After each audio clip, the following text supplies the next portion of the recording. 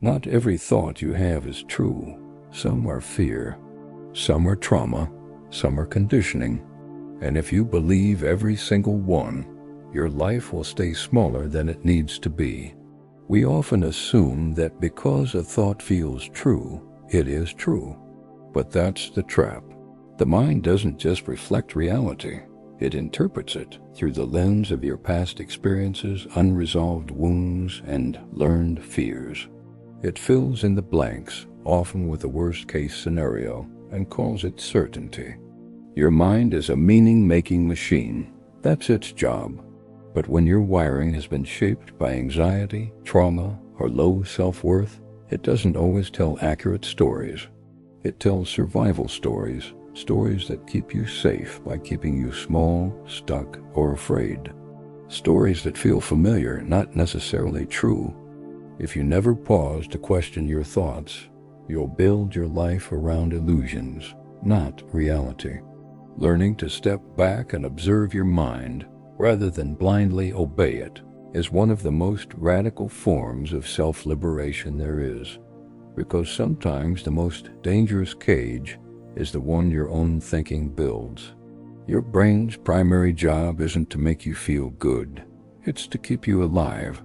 Evolution didn't optimize your mind for peace, joy, or self-actualization. It wired you for threat detection, pattern recognition, and rapid response to danger. This means your mind is constantly scanning for what might go wrong, not what's going right.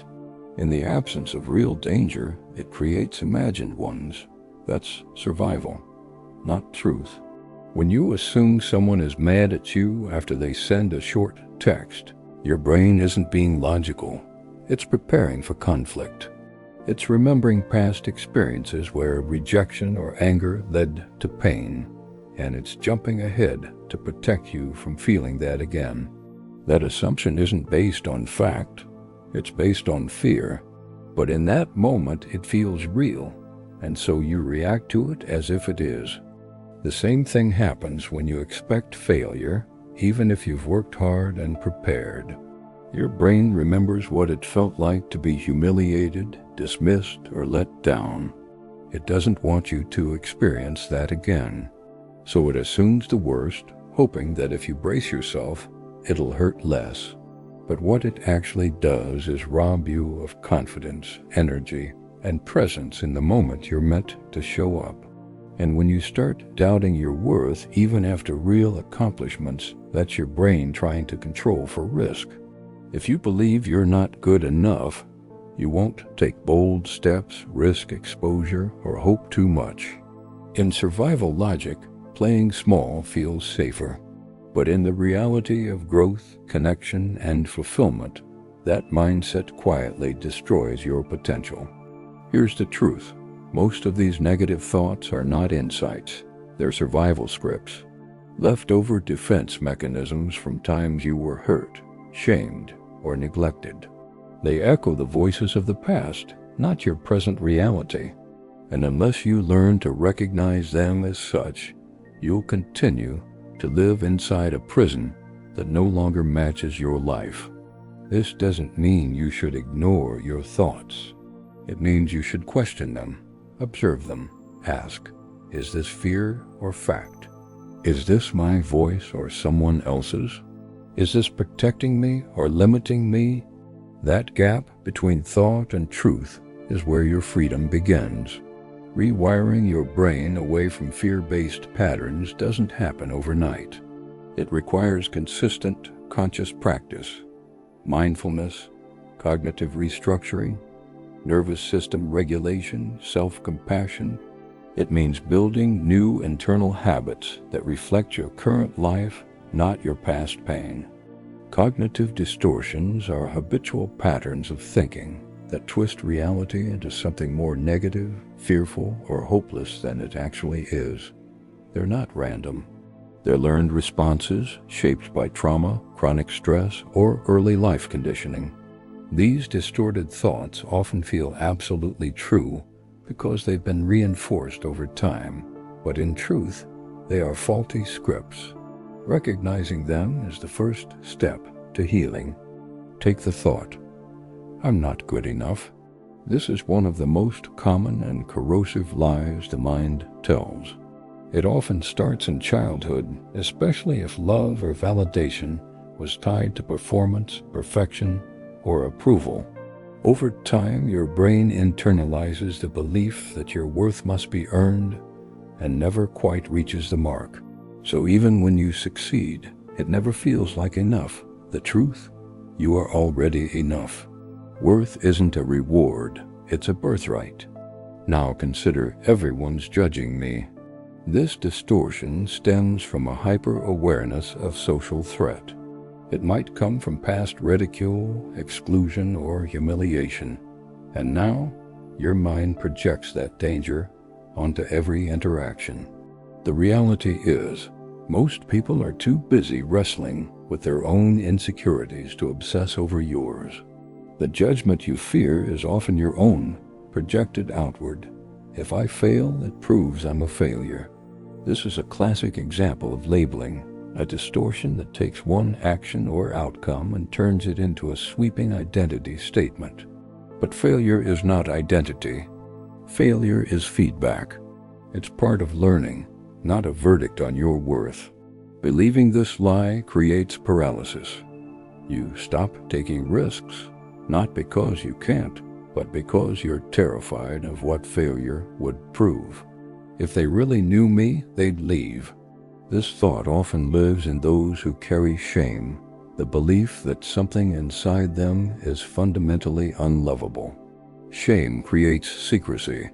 It convinces you that authenticity is dangerous and masks are necessary for acceptance.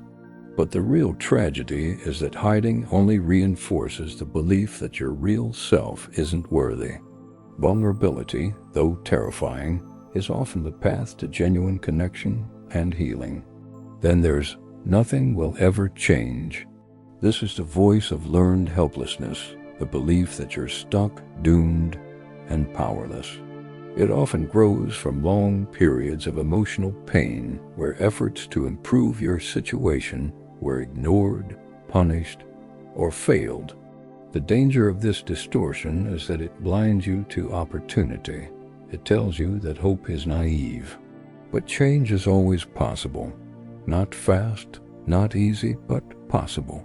And believing that is what gives your actions weight. These thoughts feel like reality because they've been with you for so long. But feelings aren't facts. When you start noticing these patterns and naming them for what they are, you create distance. That space allows for choice. You don't have to believe everything your mind says. You can learn to challenge, replace, and rewrite the narrative. So ask yourself with honesty, which of these thought lies has the strongest grip on you right now? Where did it come from? And how long have you carried it as truth? You're not broken for having these thoughts. You're human. And being human means you can learn, unlearn, and grow beyond the stories that no longer serve you. Not every thought is worth believing. That's a radical truth most people never learn. The brain throws out thousands of thoughts a day. Some are observations, some are memories, but many are distortions shaped by fear, trauma, shame, or habit. The mind isn't always lying maliciously. It's often trying to protect you, but that protection comes at a cost, especially when it twists reality into something darker than it is. To identify whether a thought is a lie or truth, start with this question. Is there concrete evidence for this? Not emotional evidence, actual, observable facts. For example, if your thought says, "Everyone thinks I'm annoying," ask, who is everyone? What have they actually said or done to prove this? Often you'll find you're assuming, not observing. Lies love vagueness. Truth loves clarity. Next, ask, is this thought always true or just sometimes? Cognitive distortions often use absolute language. Always, never, no one, everyone. These black and white statements don't reflect how real life works. Life is nuanced. If you think, I always mess things up. Challenge that. Have you ever done something well? Of course. Your mind just forgets or deletes evidence that contradicts the distortion. A powerful reality check is to ask, would I say this to someone I love? If the thought sounds cruel, harsh, or hopeless, imagine speaking it to a child, a friend, or your younger self. Would it help them grow? Would it honor their humanity? If the answer is no, it probably doesn't honor yours either. This technique activates compassion, which often helps pierce the illusion of inner criticism. Another key question: does this thought come from fear or from fact? Fear-based thoughts feel like alarms, urgent, loud, and demanding immediate action or shame. Truth is rarely urgent. It's steady, grounded, often quiet. Thought lies feel like commands. Truths feel like clarity. Learning to sit in stillness and feel the energy behind a thought helps you sense where it's really coming from. Here's something else. Lying thoughts often have a tone. They're harsh. They don't leave room for grace, mistakes, or complexity. They punish you, shame you, or pressure you. In contrast, true thoughts often sound like wise counsel, even when they're difficult. They don't scream, they inform. That difference in tone is something you learn to recognize the more you practice.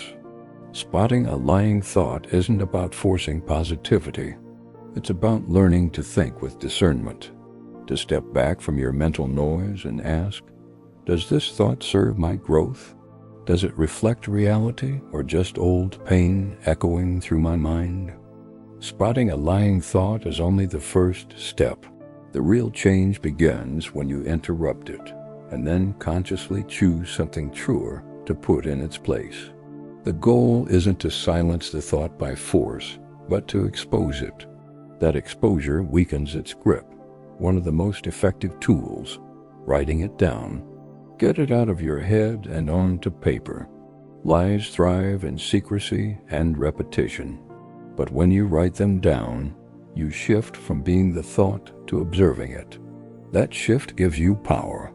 Once the thought is exposed, label it. That label removes its authority.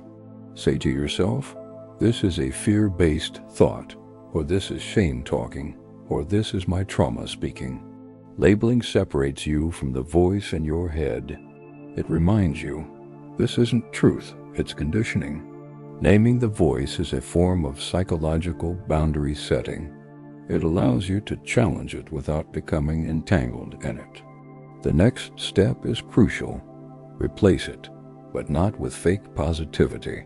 If a thought says, everyone hates me, you don't need to swing to everyone loves me. That won't feel real, and your brain will reject it. Instead, replace it with something neutral and grounded. I don't actually know what others are thinking, I'm making assumptions. Or, some people may not like me, and that's okay. I'm not for everyone. This is how you break the false binary between total self-hatred and blind optimism. Think of it like updating a distorted lens. Every time you catch, label, and reframe a thought, you're teaching your brain a new way of seeing. One thought won't change everything, but repetition does. That's how neuroplasticity works. Small shifts practiced over and over create new mental pathways. This process is slow, but real. You are not powerless to your thoughts. You are capable of retraining your mind, one interruption at a time. Some helpful reframes to begin with. I'm allowed to make mistakes and still be worthy. This is hard, but I survived harder. It's okay not to know, I'll figure it out.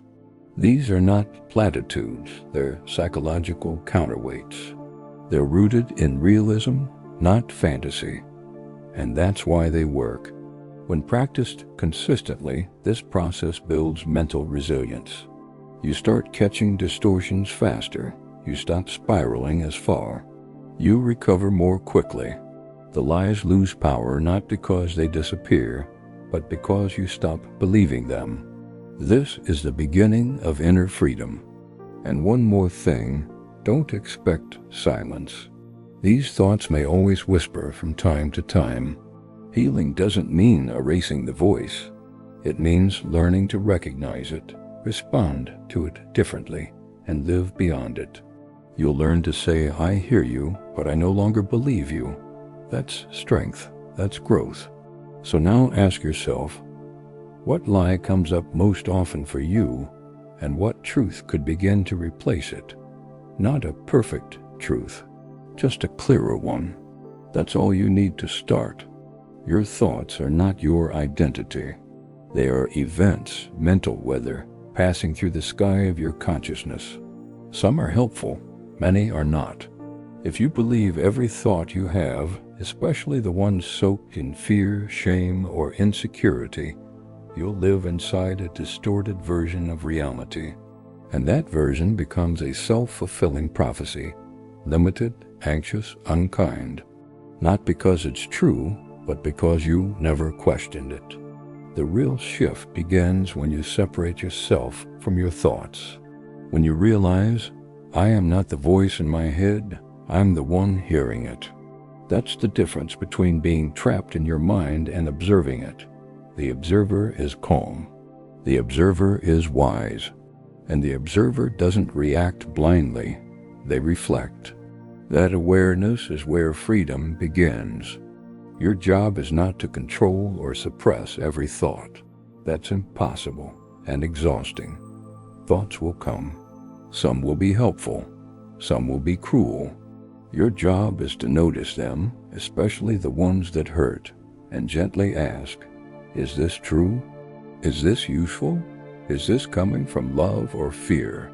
When the answer is fear, you get to decide if you'll believe it or let it pass. This isn't about thinking only positive thoughts. That's a trap too. Toxic positivity is just another kind of distortion. Real peace doesn't come from thinking better thoughts. It comes from developing a filter, the ability to discern which thoughts deserve your attention and which ones you can leave behind. Most of the pain we carry is not from what's happening, but from what we're believing. Start paying attention to the tone of your thoughts. Does it sound like a scared child? A critical parent? An old wound speaking? That tone will often tell you more than the words themselves. The goal is not to silence that voice, but to shift your relationship with it, from blind obedience to compassionate curiosity. This practice takes time and repetition.